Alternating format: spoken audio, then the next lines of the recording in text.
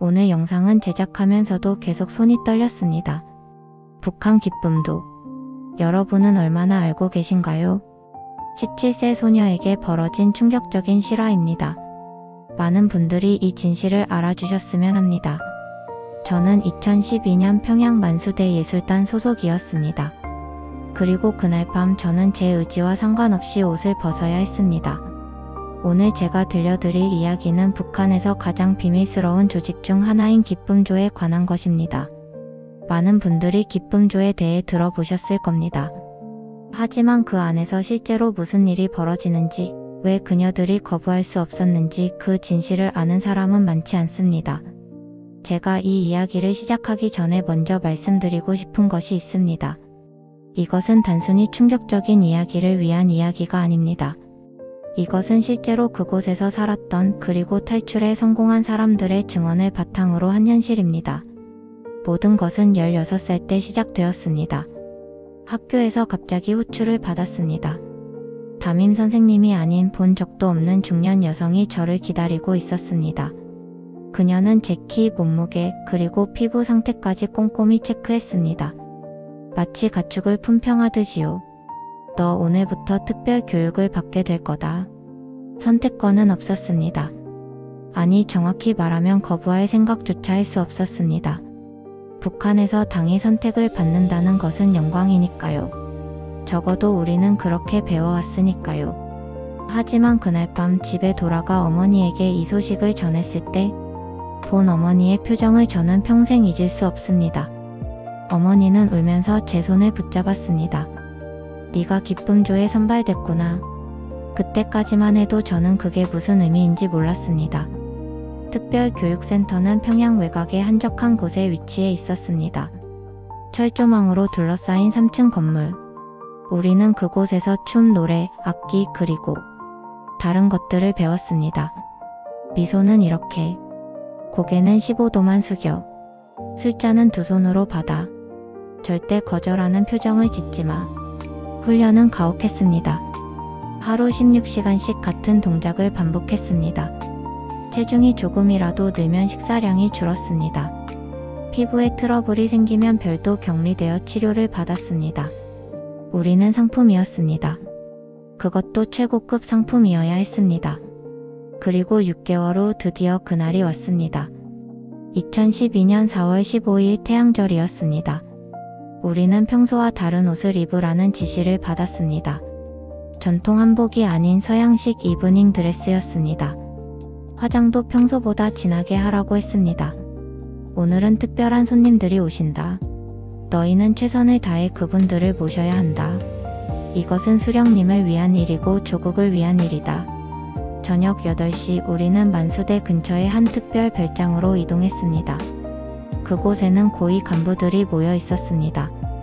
나이는 대부분 50대에서 60대. 배가 불룩 나온 남자들이 술잔을 기울이며 시끄럽게 웃고 있었습니다. 저는 한 노인의 옆자리에 앉으라는 지시를 받았습니다. 그는 당 중앙위원회의 누군가였습니다. 이름은 지금도 기억하고 싶지 않습니다. 어린애. 몇 살이야? 17입니다. 좋아, 좋아. 그의 손이 제 허벅지 위에 올려졌습니다. 저는 온몸이 굳어버렸습니다. 하지만 저보다 먼저 온 언니들은 아무렇지도 않게 웃으며 술을 따르고 있었습니다. 마치 이것이 일상인 것처럼. 밤 11시가 넘어가자 한 명씩 손님들과 함께 다른 방으로 들어가기 시작했습니다. 그리고 제 차례가 왔습니다. 너 나 따라와. 저는 떨리는 다리로 그를 따라갔습니다. 복도 끝에 한 방. 문이 닫히는 소리가 마치 감옥 문이 닫히는 것처럼 들렸습니다. 옷 벗어. 저는 그 자리에서 얼어붙었습니다. 눈물이 흘러내렸습니다. 수령님을 위한 일이라고 배우지 않았나? 이것도 혁명 과업이야. 어서 벗어. 그때 깨달았습니다. 제가 여기 온 진짜 이유를, 6개월간의 훈련이 무엇을 위한 것이었는지를, 그리고 어머니가 왜 그렇게 울었는지를. 저는 선택권이 없었습니다. 거부하면 저뿐만 아니라 가족 전체가 정치범 수용소로 보내질 것이라는 것을 알고 있었습니다. 북한에서는 한 사람의 죄가 3대를 멸합니다. 그날 밤 저는 제가 알던 저를 잃어버렸습니다. 그 후 3년 동안 저는 기쁨조로 활동했습니다. 많은 사람들이 오해하는 것이 있습니다.